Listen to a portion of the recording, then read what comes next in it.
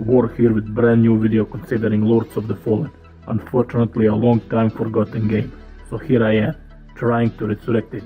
The game didn't have popularity even 10% of what it deserved, so who knows, maybe some of you check it out. First part of this video will be about game overview and the second one about my Invincible warrior build that I made. You have similar one on YouTube somewhere, but I decided to make my own.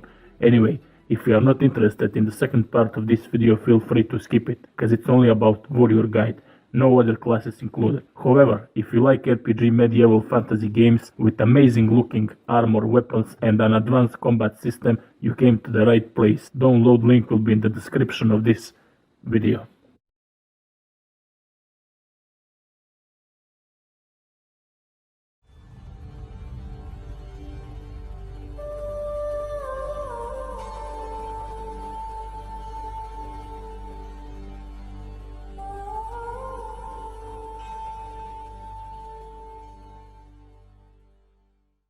Lords of the Fallen is hardcore and brutal action RPG featuring an advanced combat system and robust class skill trees, set in a richly created fantasy world where the gods have failed mankind.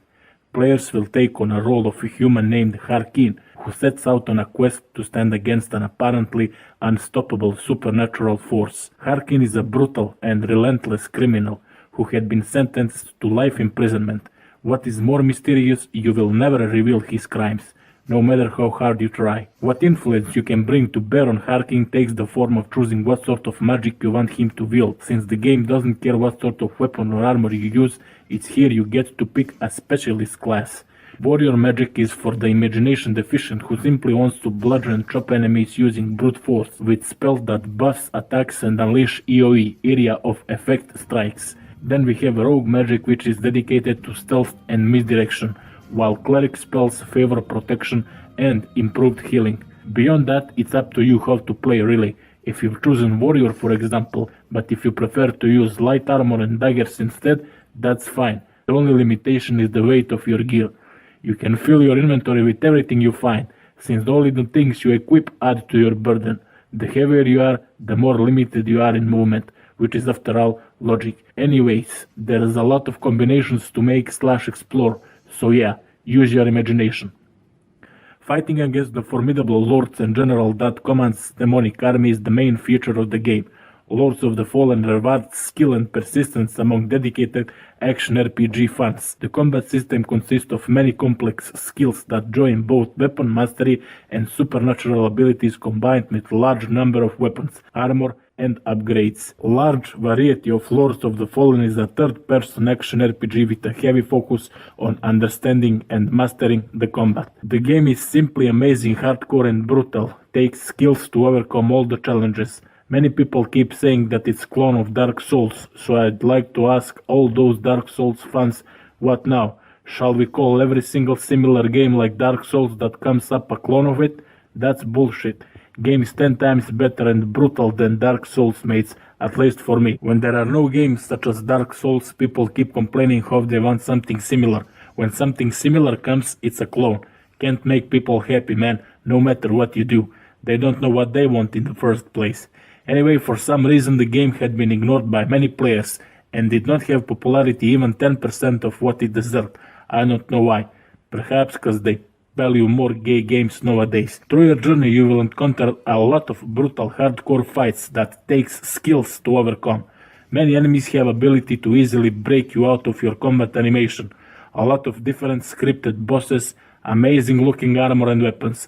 For hardcore players, this opens lots of potential to challenge yourself to press ahead a little further, weighing risk against reward in search of that next big leveling boost.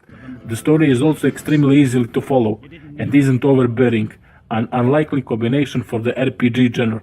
Cutscenes and short dialogue segments get across what you need to know briskly, and don't waste time showering you in nonsense fantasy terminology or interminable exposition. Where Lords of the Fallen does impress in its generosity of content. There are no multiplayer modes, no online features that let others bleed into your game, but the world does reward exploration and poking around.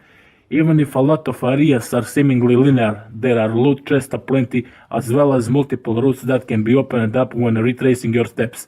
The post-completion content also makes a New Game Plus a promising proposition, with not only fresh loot, but also new storylines and enemy encounters. Game has 3 modes. It includes New Game Plus, and New Game Plus Plus. New Game is for casuals, New Game Plus is for a bit hardcore players, New Game Plus Plus is for assassins, if you know what I mean. Playing the game over and over again lets you discover new things, including amazing new armor, weapon, secret rooms, etc. And what's most important, challenges. It concerns itself more with arcade quality fun, and it complements this focus with a Diablo style loot that drops ever better weapons and gear from both chest and enemies. The weapons themselves are fun to use, whether it's customizable magic gauntlet for range combat or impressive looking weapons like sky chests, stars, swords, two-handed swords, hammers, etc.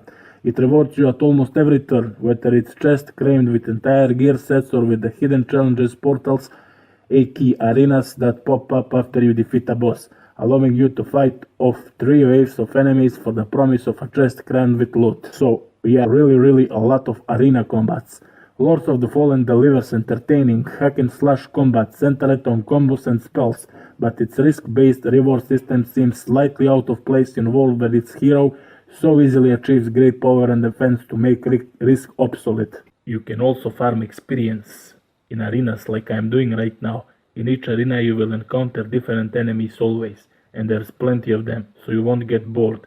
Each new game they are getting harder and harder. This game kinda reminds me of a very old game made by Codemasters called Blade of Darkness. Blade of Darkness Severance is made in February 2001, and believe me, you won't regret playing it today. Start might be boring, but once you get into it, it's real stuff. But let's get back to Lords of the Fallen. Even if you defeated everything that crossed your path, even if you defeated every single boss, cleared all the NPCs and arenas, there's something beyond. See, every single boss drops legendary weapons and armor, but only if defeated by their rules.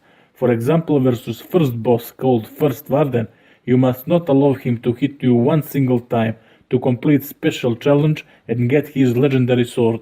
Second boss called Commander, you can't block single attack to complete special challenge and get his legendary shield, and so on, so on. Legendary weapons are really tough to obtain, and they are way stronger than the normal ones or have some special effects. So there you go, even more challenges. Anyways, to cut it, I've been talking for 9 minutes, for God's sake. Great advanced combat system, great challenges, amazing looking armor and weapons, lots of chests to discover, a lot of arenas, a lot of secret tricky ways and locations. The story is very easy to follow and isn't overbearing, etc, etc, etc. However, nothing's perfect, so isn't Lords of the Fallen, of course. There are some things I resent, such as, well, they could expand the map a little bit so that players don't have a feeling they are trapped in a single room whole time. They could come up with more, how to say, open world, you know what I mean. Then they could add a class or 2 as well, since we only have warrior, rogue and cleric, and they could add few more quests. Also, players, especially AMD graphic card users, reported crashes and very low FPS during their gameplay, even on good setups and even at lowest possible settings. This is due to physics, system software, vertical sync and some other stuff. Luckily I have solution for this. Got to change some .ini files and settings inside your Lord directory. If you need my help, make a comment.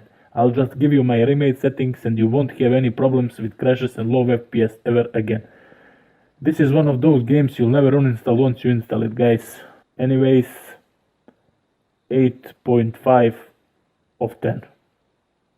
Or actually, when I think better, I think it deserves 8.7, 8.8 out of 10.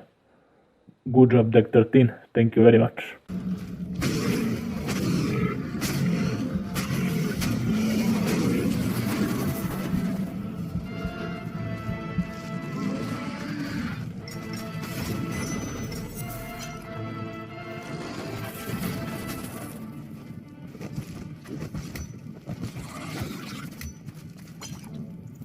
Okay, so Warrior Guide. I'll try to be as short as possible and do my best for you to catch everything. As mentioned before, we have New Game Plus, and New Game Plus Plus. There is huge difficulty difference between those. What you're gonna do in New Game and New Game Plus are preparations for the ultimate one, New Game Plus Plus. You will gather all the armor, weapons, trinkets, points/spare perks, and experience you gain by defeating all those bosses and doing arenas.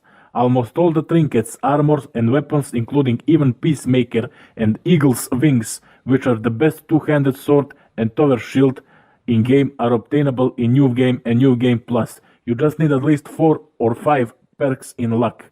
So make sure to have 4 or 5 luck perks in New Game and New Game Plus, not in New Game Plus Plus. Before we start, I'd like to give you one advice. First of all, you shouldn't waste your attribute and spell point shards in New Game and New Game Plus, cause they reset each new game, at least in my version. Some people reported that it's not the case with them, so I don't really know what this depends of. What you're gonna do is save them for Ultimate Game, and then when you respec your character in New Game Plus Plus at Commander's statue, just add them all. This will give you like 20 or 30 levels. I'm not sure how many attributes/spare points drops each new game. Think it's around 7 or 8. Not really sure, it will really boost you a lot. Okay, so let's start with the magic develop first and do some very simple calculations. All you need in Fate are 18 perks, not 21. 18 perks allows maximum usage of Prayer rank 3 and Rage rank 3, which are your best allies here. Forget about Ram and Quake, it's just not worth it. Even though the game says they are like best and ultimate talents for warrior. No, they are not, at least not for me. It's not worth 3 perk points. You could put those somewhere else, in strength, endurance or vitality for example. Plus not to mention wasting those 6 spell perk points, so yeah, you get me. However, some enemies at Ultimate Game has much more improved armor and they are tough as hell, but they have a bit reduced magic resistance, so here is where Quake's supposed to step on scene, but nothing you can't overcome even without using Quake or Ram. Ram on other hand do very low damage. Prayer and Rage are the best, and it's all what you need. With Prayer you can misdirect the enemies and just nuke the shit out of them, works perfectly for almost all the bosses, just distract them fighting it while you demolish the boss. And about Rage, well, you'll see if you keep watching this video. So that's all you really need to know. In Fate you will put Prayer and Rage with maximum of 18 perks. The rest of perks will be going as per chronological order. Strength, Endurance and Vitality. Strength as primo, Endurance as secondo, and Vitality as you can see terzo. Don't worry, you will get it how time passes by. Next, we will be going for weapons. There is really a lot of weapons. I can't really talk about all of them, but I will tell you about the ones I was using. Okay, so at the very beginning of the game, when you face First Warden, you will get Persistence, which isn't that bad sword. Just make sure you have 15 strength and you are good to go. Then we have Stain. This is a great offhand weapon to keep on strength focused characters. The poison is useful, but it becomes especially handy for dealing with ghost types enemies, found in a Chamber of Lies and especially Ancient Labyrinth, as they are immune to physical attacks, which the vast majority of strength weapons only have. Ancient Labyrinth is DLC, by the way. But then you have my axe. My axe is a pretty good weapon, though I read somewhere that it's bugged. That's the reason one guy passed the game in less than an hour. He abused some more things, but yeah, anyway, a really good weapon which requires 22 strength and it has 2 empty sockets. To get it, you gotta defeat third boss, which is located at Graveyard, and enter Catacombs. In Catacombs there is area called New Buried Chambers. Over there should be the doors that opens with the rune, so open it, you'll see the chest and it's yours. My axe will easily carry you to the end of the game in Chamber of Lies, where you will find 2 new weapons and 1 good shield. Okay, about shield I will talk later. Okay, so the first one is Thor, an amazing two-handed warhammer that works perfect with Rage. It's a never-ending whirlwind that keeps doing more and more and more damage, especially if you have more poise, which reduce the chance to be staggered, so enemies will have less chance to get you out of your whirlwind. You literally destroy everything around you. Actually, speaking of Thor,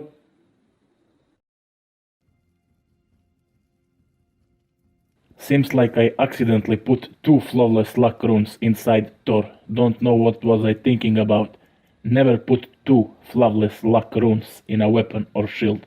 Second one does not have effect. You'd waste an empty socket. That's how game's supposed to work. Well, at least my version. Anyway,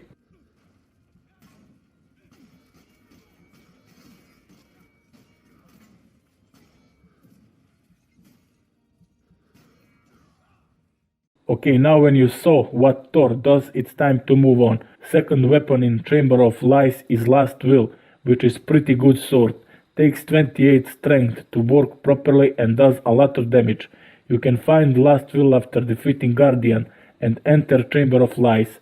Once you enter Chamber of Lies on main gate, turn right and you will see chest. That's where Last Will lies. In the end we have something very special, my favorite weapon called Peacemaker, an amazing two-handed sword that requires 34 strength and does a lot of damage. The best thing about this is that it can be found in new game at the end. Once you are done with Twins brother, just follow your path to Antanas and you'll see a lot of nice scaling Peacemaker. Make sure to have at least 4 or 5 perks in luck, like I mentioned before, and you are good to go with farming. Takes a while, but it's worth it. Don't forget to put Flawless Luck rune inside. That's where we go back when I mentioned that you shouldn't waste your attribute / spell perks in New Game and New Game Plus, and that you should have some points in luck, cause in New Game Plus aka Ultimate Game you don't need luck at all. You already have end game gear since you had luck finding it in previous games. It will be a waste. Better put points in strength, endurance or vitality. I hope you understand what I mean. So when you start last new game, you just get to Commander, respect your character, fix all the mistakes you've made with your talents and do them properly now, since you already have a picture of a game and how it works. Now we are going for shields and trinkets. I'm swapping between two-handed weapons and shields really often. Depends on the situation I'm in, if you understand me. Actually, to be precise, I never use shields, I use tower shields. Shields and tower shields are two different worlds in this game. So yeah, a lot of swapping between two-handed tower shields plus heavy attack followed by combos. Here is the list of best tower shields that you can get, in quotes, new game. As for normal shields, don't ask me, cause I have no idea about them. I know only one. It's called Stance, which gives you mana once you block and it has 75% fire, poison and lightning resistance. I never really used it, but it's worth mentioning because of its effect. Okay, so tower shields. First on the list is Commander Shield. You'll get this one after defeating second boss, Commander.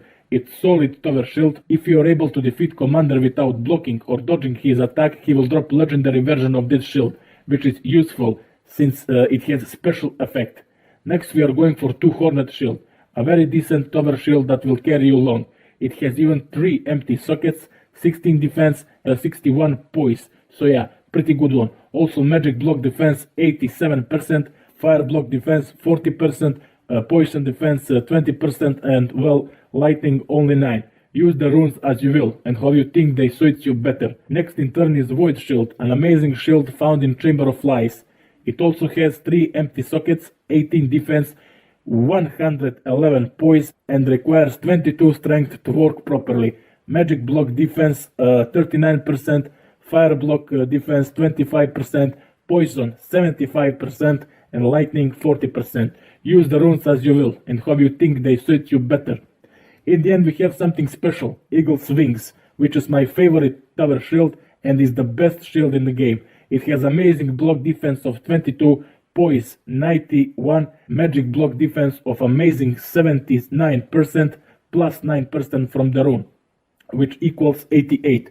Fire block defense 40%, lightning block defense 28%. Unfortunately it has only one socket, but yeah. Once again, use runes as you think they suit you the best. I was doing some experiments so these tower shields could be runed better, but yeah, just showing off the tower shields which are the best. You get me?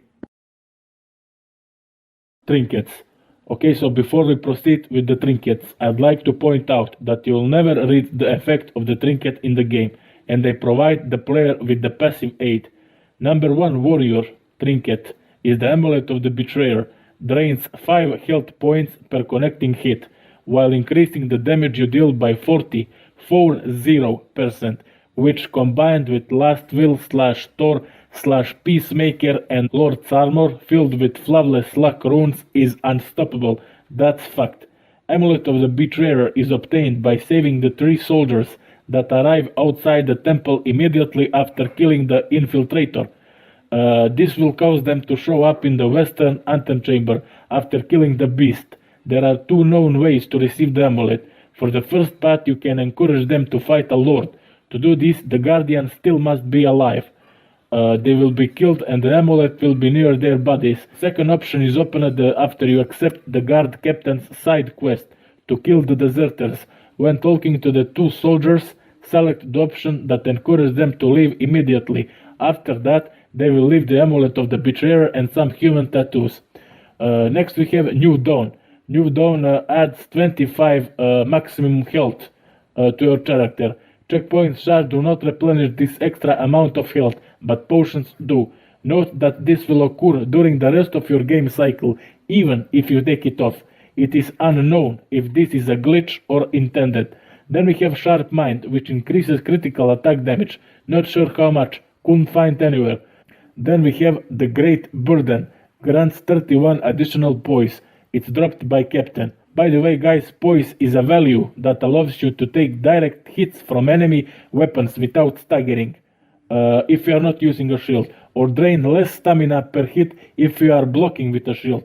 The higher your poise, the more hits you can take without being staggered, and you can avoid being staggered by heavier weapons like Great Sword and Great Hammers. Simple as that. In the end we have Backbreaker, which increases maximum equipment burden by 25%, found in chest in the Worshipper's Proving Grounds.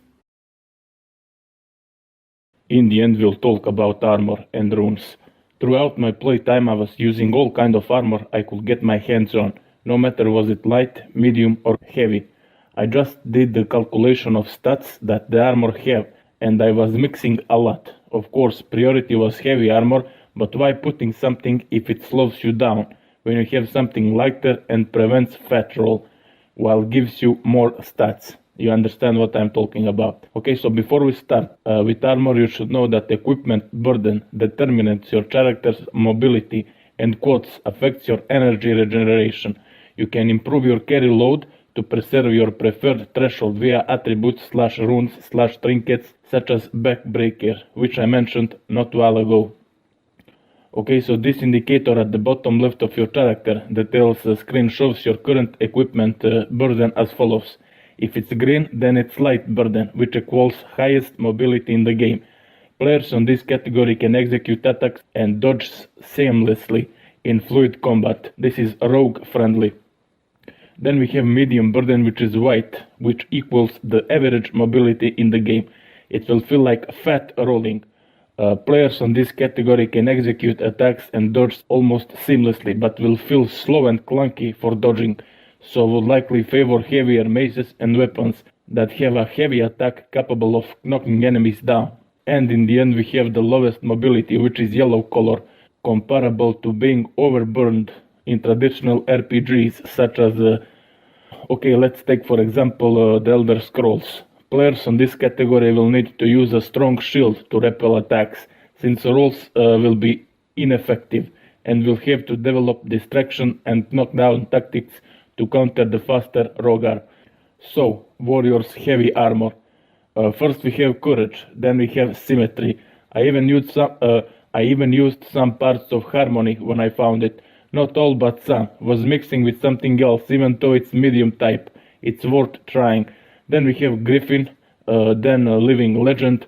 Now, Heart is the armor obtained from Ancient Labyrinth DLC. It's really bad. However, there are hands named Consecrated. Let me just take a look at them. Yeah, so you can combine them with Lords. They dope. Just look at those stats. Insane. But, unfortunately, no socket. Then we have Will, Eternal Legend, Fallen, and in the end, Legendary Lords. My Legendary Lords. There is really short distance between Fallen and Lords. Fallen you get when you meet Adir, and Lords you get once you step into that arena after defeating Twin Brothers. I don't know why they made it like this, but yeah.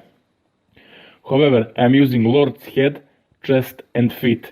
Hands last traitor, definitely. These hands are brutal, or if you prefer consecrated, up to you. Both are better than lords for sure. So let's take a look at my ultimate armor and weapons. Head lords with flawless luck rune, chest lords same rune, hands last traitor same rune, feet lords same rune. My peacemaker flawless luck rune as well. Eagle's wings flawless magic rune.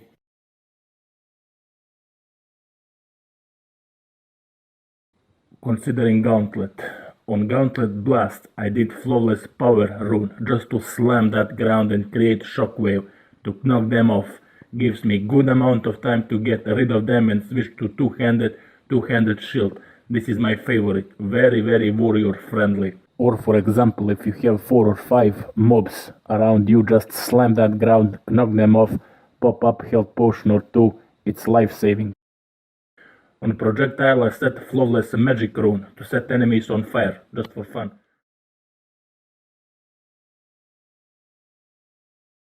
And for a Gauntlet Explosive I did Flawless Poison rune to create that poisonous pool and slow them down. One more thing guys, I forgot to mention about tower shields and runes inside them. Now I remember that I put different runes to match different types of enemies / bosses. So each shield has its own purpose and is used to fight different types of NPC / bosses. Especially those annoying ghost types which can be found in Chamber of Lies or on Ancient Lab. They totally immune of physical damage and cast magic. So to protect myself, you get me. How do you actually fight and approach them? Well, I just jump on them with heavy attack while sprinting, then proceed with combos and in most cases pull 7 colors of shit out of them. Same goes with two-handed shield. If it's not successful, get out of there, wait for energy to restore and repeat it. You just need to know when to pull that heavy attack. Their speed plus your speed plus the distance between you. Since I'm at medium, burden rolling works pretty good, as well as blocking. Both options are open and works well. All this comes from feeling. Feeling comes from experience, and all it comes from bad experience. Even reflexes develop slowly. Not much philosophy, very simple.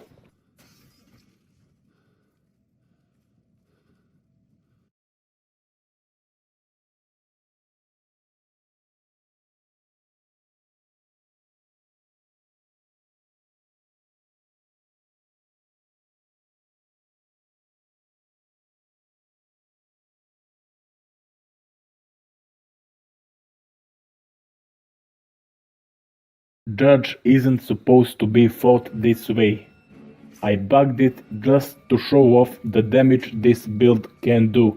So don't judge me, I told you honestly, I bugged it just to show off the damage, nothing else. I think it will go up to 15, 16 or even 17k. Now imagine what can you do with other bosses.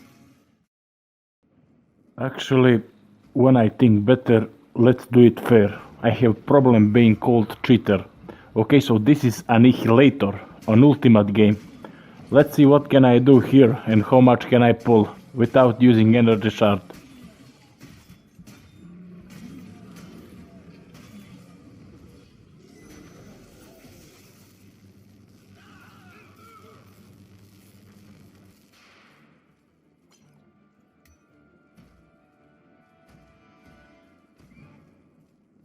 Thank you for watching.